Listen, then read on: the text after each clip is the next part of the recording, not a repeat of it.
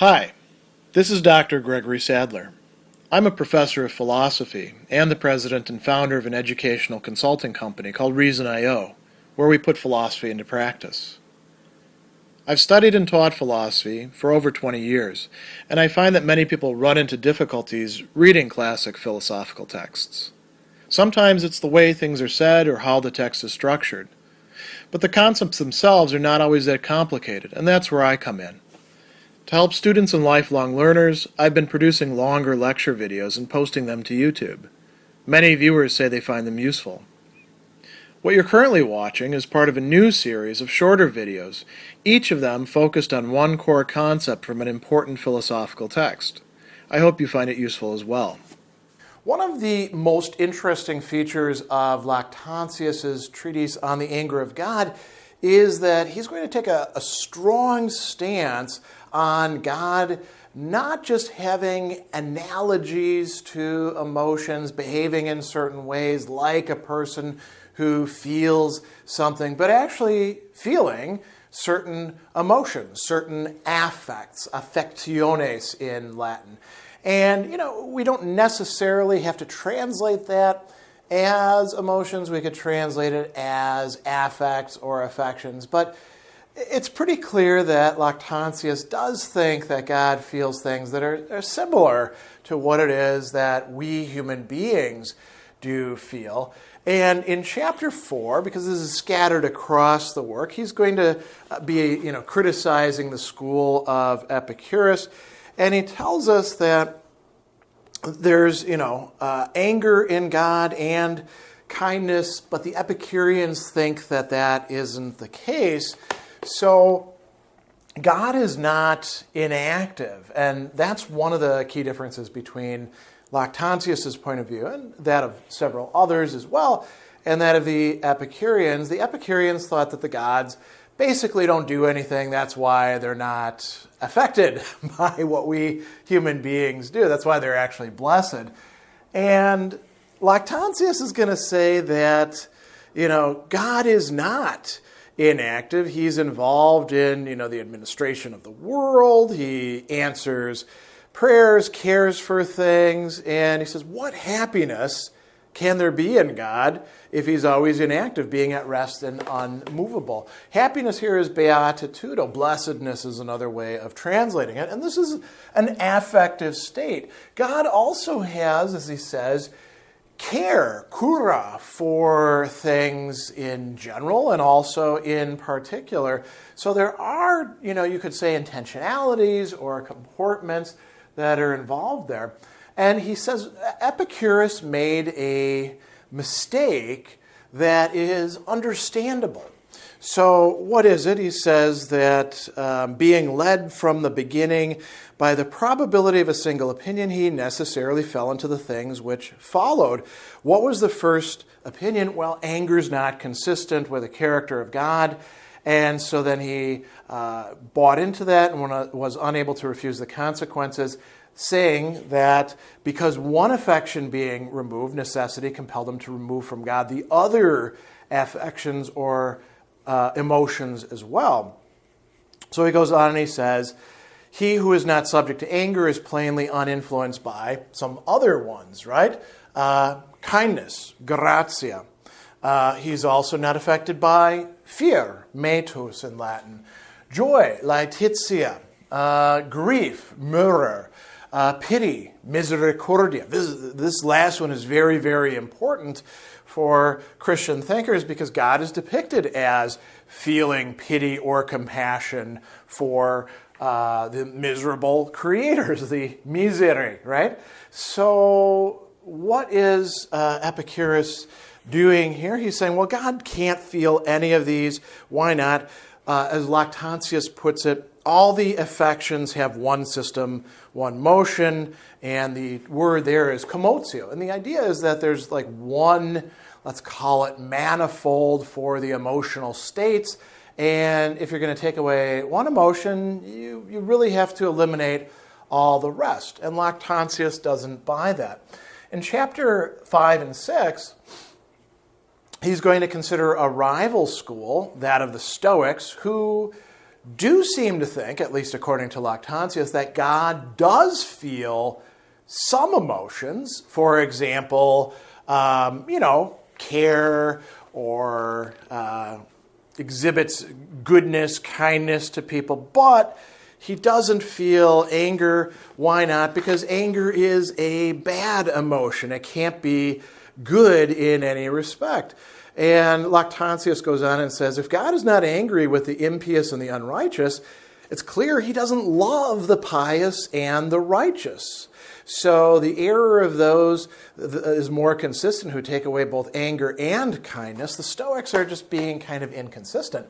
And not only is God angry and kind, or God angry and loving, God is angry, God becomes angry, God exhibits anger, Lactantius says, precisely because God is kind. And this is in chapter 6. He says, it follows that God is angry because he is moved by kindness, right? So the exhibiting, feeling anger is not something opposed to kindness. It's actually intrinsically connected with it. Now, does this mean that God would feel the entire panoply of what we could call human emotions? Well, if we look at chapter 15, we see that Lactantius thinks that there are some emotions that will not be in God. And so, once again, he's taking Epicurus as sort of the opponent. He says, Epicurus opposes us and says, if there is in God the affection of joy leading him to favor and hatred influencing him to anger. So now we've got like 4 different emotional states. He must, of necessity, have both fear and inclination and desire and the other affections that belong to human weakness. Now, is this in Epicurus' texts as we have them? No. This must be some lost passage. Now, Lactantius says this doesn't actually follow. There's no reason to think that this is the case. It does not follow that he who is angry must fear, or that he who feels joy must grieve.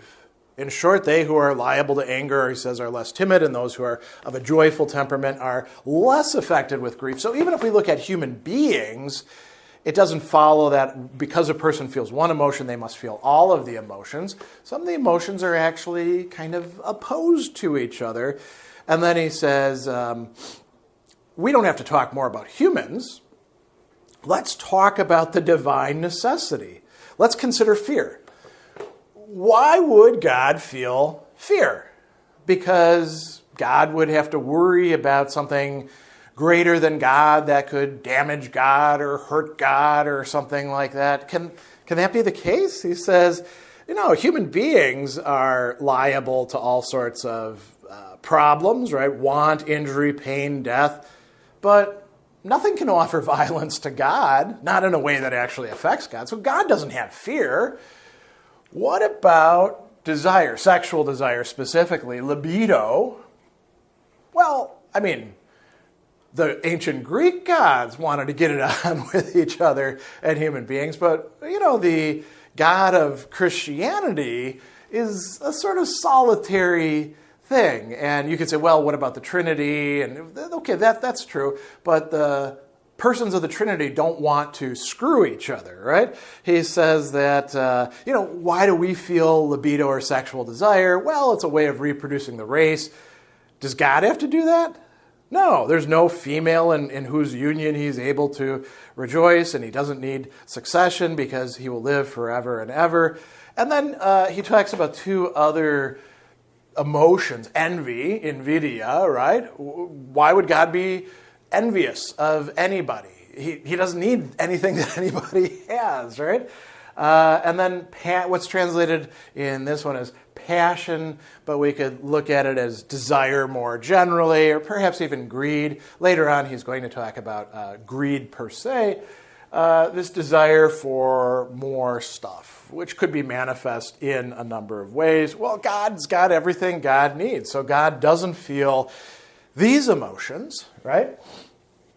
Then in chapter 16, there's a much more thorough discussion about what it is that God feels and why God feels it, and the very chapter of God and his anger and affections, the affectiones. So, he goes on and he says that it's not right that when God sees all these wicked things that people are doing, he wouldn't be moved and arise to take vengeance upon the wicked and destroy the pestilent and guilty, so as to promote the interests of all good people. So why does God get angry? Why does God punish? I mean, it's partly to say, oh, you poor bastards, you need to get your head straight and quit doing all this stupid stuff. But it's also to protect the good. Leaving them vulnerable to the wicked would actually be a lack of kindness, a lack of care. Beneficence and anger are intrinsically connected with each other, as we saw a little bit earlier. And then he also tells us that even in anger, there is contained a showing of kindness, gratificatio, right? Kindness both to the good, but also kindness perhaps to those who are being punished. He goes on and he says, because there are some affections to which God is not liable, as desire, fear, avarice, grief, and envy, right? So we see that there's a number of different affections, and the avarice is avaritio, which is like the Caritas that we just discussed. God doesn't have these. He's not subject to these affections. Why not?